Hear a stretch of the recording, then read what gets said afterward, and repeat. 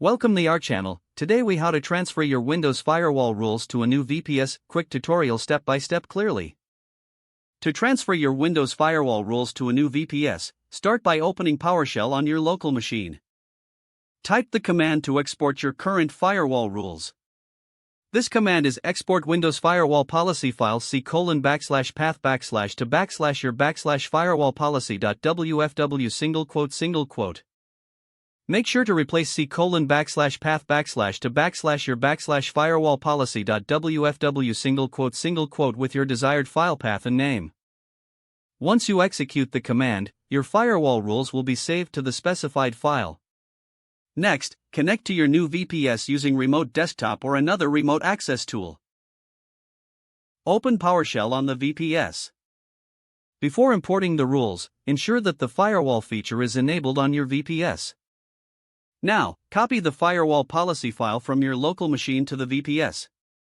You can use tools like WinSCP or simply drag and drop if you are using remote desktop. Once the file is on the VPS, you will import the firewall rules. Use the command import Windows firewall policy file c:/path/ to your firewall policy.wfw . Again, replace c:/path/ to your firewall policy.wfw . With the correct path on your VPS. After the import is complete, it's a good idea to check the firewall rules. You can do this by using the command getnet firewall rule. Review the list to ensure all rules have been transferred correctly. If needed, adjust any settings that are specific to your new VPS environment. Finally, test your firewall configurations to ensure they are functioning as intended. If the page does not load, refresh the browser or try again in a private or incognito window. Make sure you are using the correct email address, then retype it carefully to avoid small typos. If your password is not accepted, use the reset option and create a new strong password you can remember.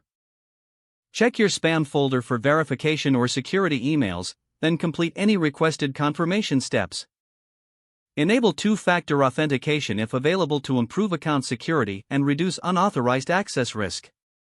After signing in, review your profile details so your contact information and settings are accurate and current. If you see an error message, note it down and try again after restarting your device and internet connection. Log out when you finish, especially on shared devices, to keep your account and payment information secure. If the page does not load, refresh the browser or try again in a private or incognito window. Make sure you are using the correct email address, then retype it carefully to avoid small typos. Don't forget to like this video and subscribe to our channel for more step-by-step tech guides.